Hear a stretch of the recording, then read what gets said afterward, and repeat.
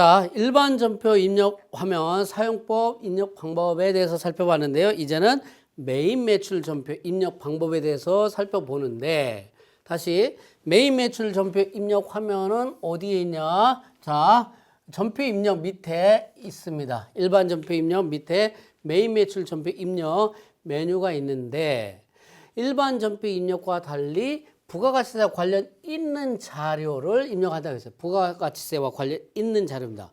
일반 전표는 부가세와 관련 없는 자료를 입력하는 화면인데, 자, 메인 매출 전표는요, 일반 전표와 달리 화면이 상단과 하단으로 여러분들이 나눠서 보셔야 돼요. 상단 부분은 이렇게 돼 있고 하단 부분은 이렇게 돼 있어요. 일반 전표 입력은요, 분계 입력한 것만 나오는데, 메인 매출 전표 입력은요, 상단에 부가세 관련 자료가 표시가 돼 있어요. 이게 매출이냐, 매입이냐, 공급가액 얼마냐, 부가세 얼마냐, 공급처 어떻게 되느냐, 이런 부분에 대한. 그러니까 상단부의 자료는요, 부가가치세 신고와 관련된 자료를 입력하는데, 그 입력된 자료는 부가세 신고서 그리고 부속 명세서에 자동적으로 다 반영이 돼요. 상단 부분은. 하단 부분은 분계 자료입니다. 분계 자료니까 어떻게 장부, 원장이라든가 분계장, 전표, 그리고 재무제표에 자동적으로 반영이 될 거예요. 그러니까 일반 전표 입력과 달리 메인 매출 전표 입력은 상단과 하단으로 구분이 되어 있고, 상단은 부가세 자료면서 부가세 신고서 반영, 하단은 전표 자료니까 어디에? 장부하고 원장에 반영이 될 겁니다. 그래서 두 개 다 작성을 해줘야 돼요. 자, 그런데 메인 매출 전표, 일반 전표도 자동적으로 뭐 하는 부분인데, 특히나 메인 매출 전표 입력의 경우에는 제가 개별적인 사용 방법을 설명을 드리지만, 사실은 개별적으로 사용 입력을 하는 것은 많지는 않아요. 전혀 없는 건 아닌데, 대부분은 어떻게 하느냐면 전자세금 계산서라든가 신용카드라든가 이런 부분들의 자료를 어디에 있어요? 국세청 홈택스에 있어요. 그래서 국세청 홈택스에 접속을 해서 그 화면 홈택스에 접속을 하게 되면 그 자료를 스크래핑 합니다. 그때 자료 스크래핑 할 때는 요 화면이 아니라 메인 매출 전표 입력 화면이 아니라 국세청 전자세금 계산서 화면이 따로 있어요. 화면 경로 다시 설명합니다.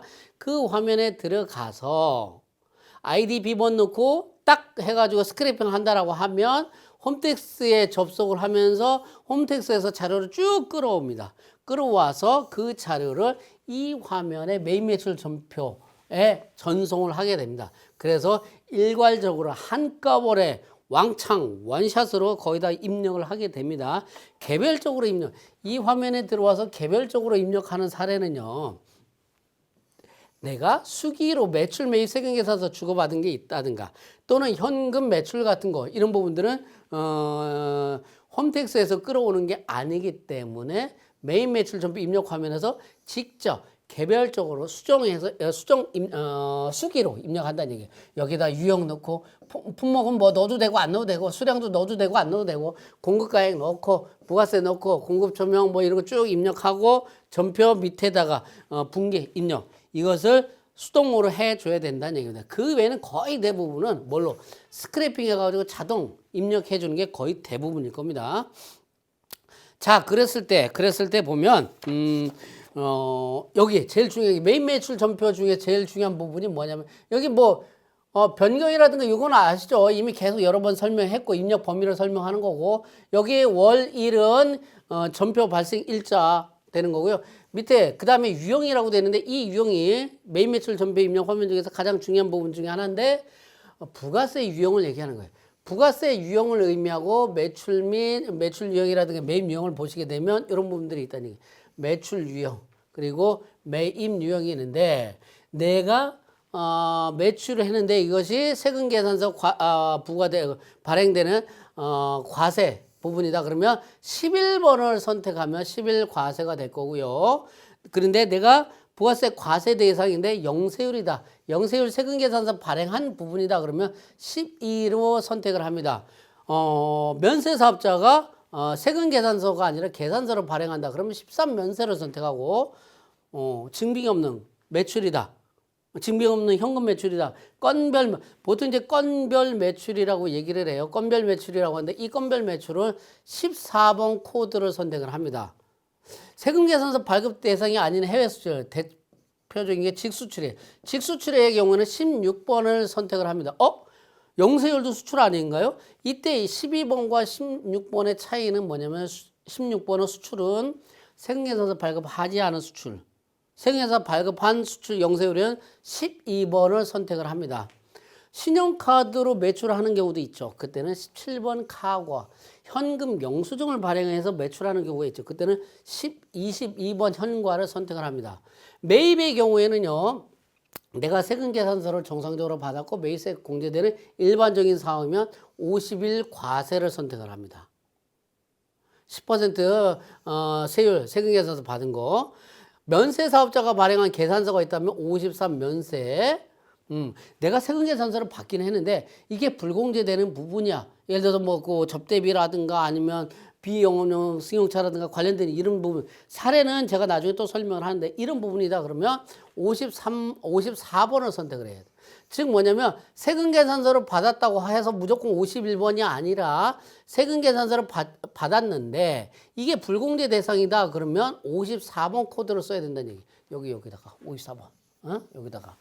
그리고 매입세 공제가 가는 카드로 물건을 사왔다 그러면 57번, 매입세 공제를 하는 현금 영수증 받아왔다 그러면 61번, 신용카드에 대한 면세 매입 58번, 62번 이런 식으로 해서 선택을 해가지고 어디에 여기다가 유형에다가 구분해서 입력을 해줘야 되는데 뭘 그렇게 그냥 막 이렇게 막 코드를 겁나게 종류가 많아서 이렇게 해줘요. 왜 하느냐면 여러분들 나중에 부가세 신고서에 보면 집계를 그렇게 하도록 하기 위해서 부가세 신고서에 뭐 세금계산서다, 뭐 계산서다, 영세율이다, 뭐 건별이다, 아니면 불공이다, 뭐 아니면 그 매입이다, 뭐 등등등 이런 부분들을 부가세 신고서에 보면은 구분해가지고 집계를 하도록 되어 있는데 그렇게 하기 위해서 코드를 일일이 구분해서 입력을 해줘라라는 얘기를 하는 겁니다. 부가세 편에서 또 살펴볼 거야. 지금 이해 안 돼도 그냥 넘어갑니다. 자, 그랬을 때, 자, 여기 입력 탭이 보면 여기 매입 매출 전부 입력하고 있어요. 이 입력 탭이 여기 쭉 보면 아까 제가 뭐 매출 과세, 매출 카과 뭐 등등등 여러 가지가 있다고 했죠. 이게 전체 입력 탭에서도 입력을 할 수가 있고요. 내가 매출 과세다 그러면 여기 이 탭에서도 입력을 할 수 있고, 매입 과세다 이 탭에서 입력할 수도 있고, 불공제 입력한다 그러면 이 탭에서도 입력할 수도 있고, 아니면 전체 그냥 탭에서 그냥 쭉 다 그냥 유형별로 해가지고 쭉 입력할 수 있다는 얘기예요. 자, 전체 입력 중 입력부터 종이세금까지 유형에 따라서 탭이 있기 때문에 유형에 따라서 입력할 수도 있는데 주로 어디서 한다고 그냥 전체 입력 탭에서 보통 다 입력을 합니다. 그러면 이렇게 각각 탭에서 입력하는 경우는 어느 경우냐? 자, 전체 입력 탭에서 다 입력을 한 다음에 개별적으로 뭐 수정으로 해야 된다 뭔가 했을 때는 뭐 이런데 각각 개별적인 탭에 들어가서 수정하거나 할 때는 그때는 유형을 합니다. 유형은 제가 얘기를 했어요. 이렇게 유형은 쭉 얘기를 했고 부가세법에서 다시 설명을 할 겁니다. 자, 이런 부분들이 있고요. 좀 몇 가지 만약에 16번 수출을 선택을 했다. 수출을 선택하면 이 수출에 선택할 때는 뭐 환율 정보 같은 거 수출하게 되면 달러 외화 같은 거 받을 수 있잖아. 그러면 달러 외화 거래를 관리를 하기 위해서 환율 정보 등을 별도로 입력하는 이런 부분들이 있어요. 통화 코드 거래처 같은 거. 만약에 면세를 선택했다. 53번. 예를 들어서 면세를 선택을 했다라고 한다면 과세사업자면 의제 매입 적용되는 거 아니에요? 라고 해서 의제 매입 파업청이 활성화돼서 내용을 입력할 수 있다는 얘기예요. 자, 이런 것들은 뭐냐면 환경 등록에서 의제로 자동 설정이 돼 있어야지만이 파업청이 활성화된다는 얘기예요. 환경 등록. 그래서 제가 아까 환경 등록에서 계속 설명했던 내용입니다. 54번 불공을 선택한다. 그러면 불공제 사유를 입력을 하도록 하고 있습니다. 그리고 57번 카과를 선택하면 매입세 공제될 때 입력을 하는 거고요. 자, 이렇게 하고 난 다음에 이 공급가액란으로 가보게 되면 공급가액에 입력을 하게 되면 여기다가 매출 과세 11번이다라고 해서 입력을 쭉 하게 되면 내가 공급가액 100만 원이다 그러면 여기 10만 원이 자동적으로 뜹니다. 내가 부가세는 별도로 입력을 하는 게 아니고. 그런데 건별, 그러니까 현금 매출이라든가 신용카드 매출의 경우에는 부가세가 포함된 금액이라고 환경 등록에서 환경 설정이 그렇게 돼 있죠. 그래서 건별이라든가 신용카드 같은 경우에는 여기다가 공급가액란에 금액을 입력해 놓으면 이 공급가액 금액이 부가세와 공급가액으로 나눠집니다. 다시 일반적인 과세의 경우에는 공급가액에 100만 원 치게 되면 부가세가 10만 원 이렇게 입력이 자동적으로 되는데 내가 이게 11번 과세가 아니고 건별, 그러니까 현금 매출이다, 아니면 신용카드 매출 카고하다, 그러면 이 100만 원을 여기다 입력을 하면 이게 예를 들어서 90만 9천 얼마, 그리고 이게 9만 얼마, 이런 식으로 공급가액과 부가세가 나눠집니다. 요 차이가 있어요. 그러니까 환경 등록에서 뭐예요? 부가세가 포함이냐 포함하지 않느냐를 구분해 놓은, 설정해 놓은 이유가 그게 있고요. 왜 신용카드라든가 건별 매출은 부가세가 포함되는 걸로 하느냐? 보통의 거래를 보면 부가세가 포함된 상태로 거래를 하다 보니까 부가세 포함된 금액을 입력해 주면 알아서 나눠진다라는 얘기예요. 됐죠? 이런 부분 돼 있고요. 자, 그리고 공급처명 거래처명이네요. 거래처. 여기도 마찬가지로 거래처 코드를 선택해서 하거나 아니면 F2 검색해서 선택, 또는 신규 거래처라고 한다면 F3 누르는 거 보셨죠? 봤어요? 네, 일반 전표 입력해서 봤잖아.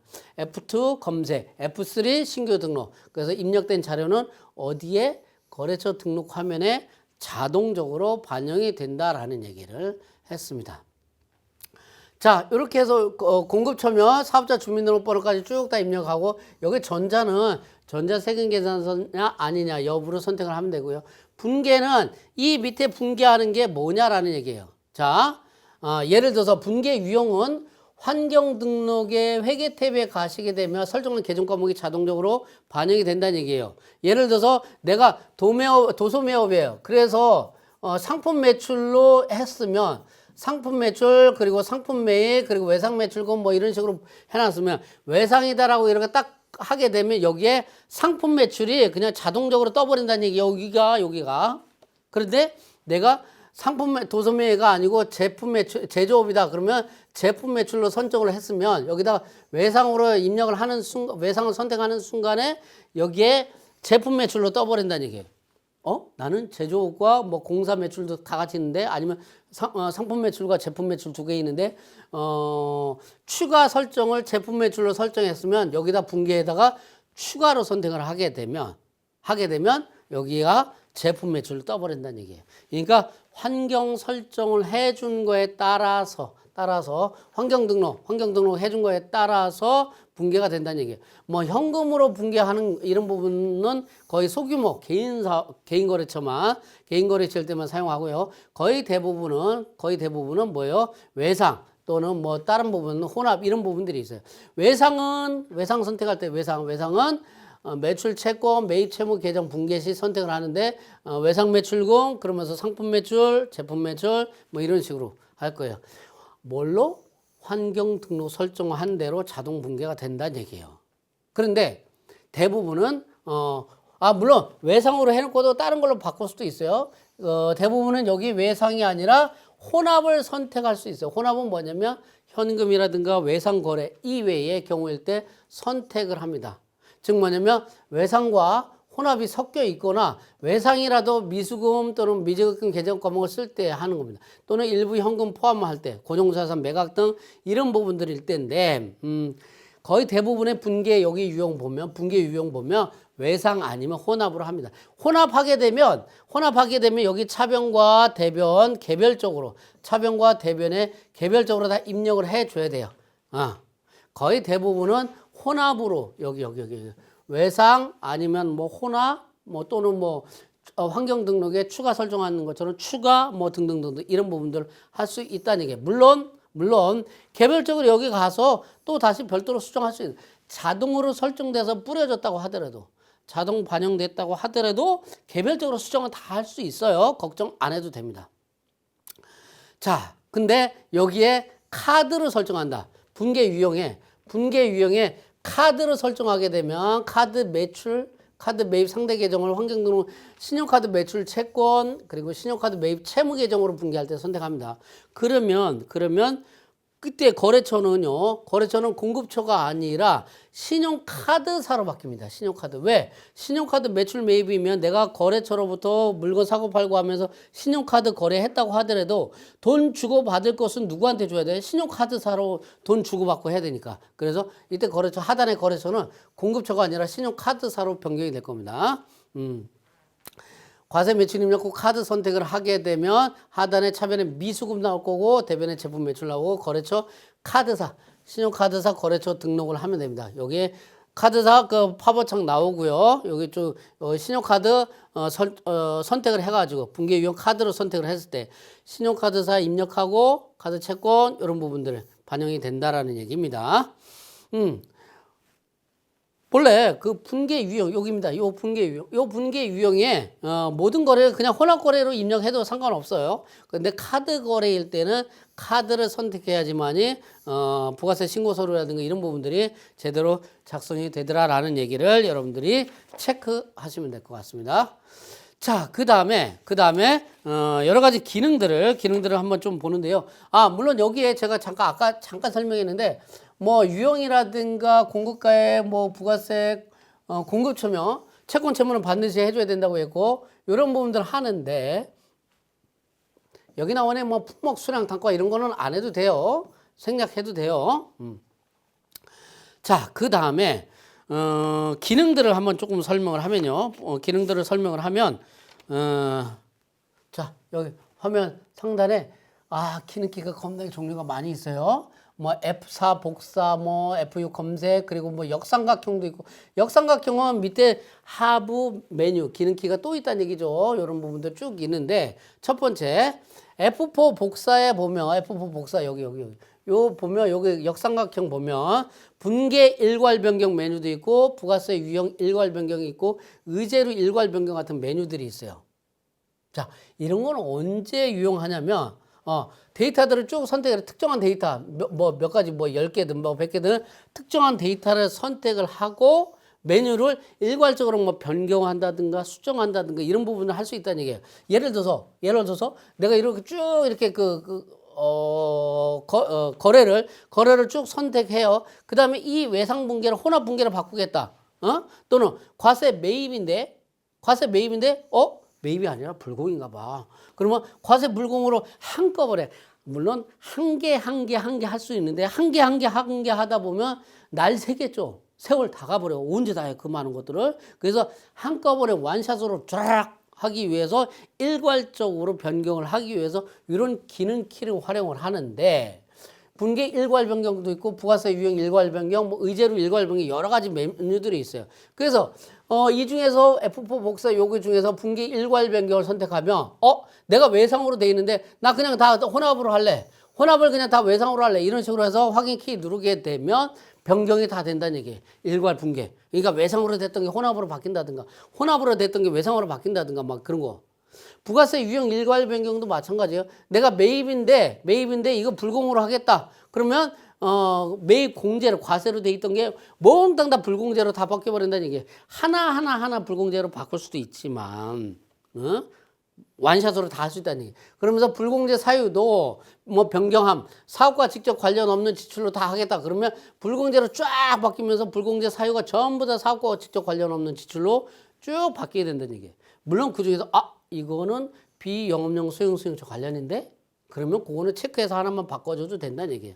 의제로 일괄 변경도 쭉 데이터를 쭉 선택한 다음에 의제 매입이다 또는 재활용이다 프리스크랩이다 이런 것을 선택하고 공제율 이렇게 하면 선택한 데이터가 몇 개인지 모르겠는데 그 데이터를 일괄 변경하는 이런 부분들. 자, 이런들에 대한 메뉴는 뭐냐면 기능키는 뭐냐면 일괄 작업을 할 때 한꺼번에 일을 그래서 어떻게 업무를 빠르고 신속하게 처리하는데 도움이 된다는 얘기예요. 자, 예를 들어서 의제매입세 뭐 이런 부분들이 쭉 있다는 얘기고요. 자, 의제매입 공제신고서 반영되는 건 여러분들이 한번 보시면 될 것 같고요.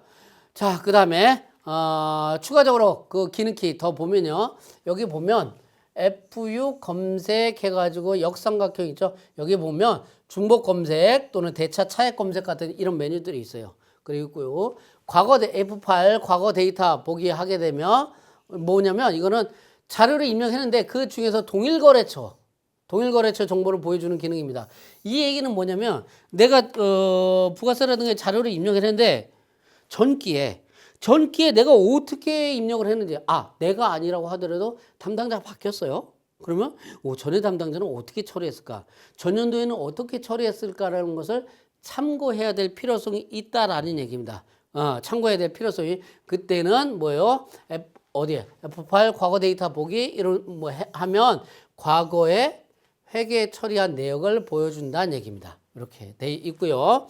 F11 간편 집계 같은 경우에는 반기 법인은 분기별로 해서 매출과 매입이 간단하게 집계가 돼 있다라는 것을 볼 수 있다라는 겁니다. F11 간편 집계 그 밑에 하부 역삼각형 SFO 예정 누락분을 하면 예정 신고 때 누락된 세금 계산서를 확정 신고할 때 반영할 때는 어떻게 하느냐 그 기능이란 얘기고요. F11 여기 F11 간편 집계 하부에 SF8 가산세 입력은 가산세 입력도 할 수 있고 수정도 할 수 있다는 얘기예요. 그래서 가산세 대상 전표를 클릭하고 요거 하면 팝업창 열리고 분홍색 바도 표시가 등등등등 이런 부분들이 있고 코드 변환 이런 부분들 돼 있는데 자 이런 부분들에 대한 구체적인 내용은 어디에서 하냐면 부가가치세법에서 보는데 살짝 요것만 맛보기를 한번 말씀을 드릴게요. 뭐냐면 내가 예정신고 때 했어야 되는데 그걸 누락을 했어. 그럼 어떻게 해? 어떻게 해요? 그럴 때는 어떻게 하느냐? 확정신고 때 반영하는 방법은 예를 들어서 3월 10일 날 세금계산서를 예정 때 4월 25일 날 신고해야 되는데 4월 25일 날 신고를 놓쳤어. 그때 어떻게 하느냐? 이때는 3월 10일 날 여기는 안 나와 있는데 3월 10일 날 세금계산서 해당 일자에 입력을 합니다. 그리고 나서 F11 간편집계 하부 메뉴에 SFO 예정 누락분이라고 돼 있어요. 여기 어디 F11 간편집계 여기에 역삼각형 클릭을 해보게 되면 요게 그 중에서 요 메뉴가 나올 거예요. SFO 예정 누락분을 클릭을 하게 되면 요게 팝업창이 활성화돼요. 이렇게 해서 팝업창이 활성화되면 그것을 확정신고 개시 연월일 예를 들어서 3월 10일이니까 예정 때 거를 확정신고 개시 연월일은 언제요? 4월 1일이죠. 4월 1일로 입력을 하게 되면 그리고 확인을 하면 어디로 가 있어? 확정신고 개시 연월 입력하면 4월과 6월에 세금계산서 합계표에 반영이 돼 있고요. 해당 전표에 가면 예정 그리고 누락 이런 식으로 보기만 해도 끔찍한 예정 누락 이런 식으로 전표에 딱 찍혀 나와요. 마치 그냥 도장 꽉 찍는 것처럼 표시되고 세금계산서 합계표에는 예정 누락분 반영된 것을 확인할 수가 있습니다. 마감돼 있다 그러면 마감 풀고 다시 조회하면 되는데 제가 여기 있는 건 대략 설명을 했는데 부가세 신고서 세금계산서 합계표에 반영되는 사례에 대해서는 조금 더 구체적인 부분 어디에서 부가세법에서 설명을 또 하도록 하겠습니다.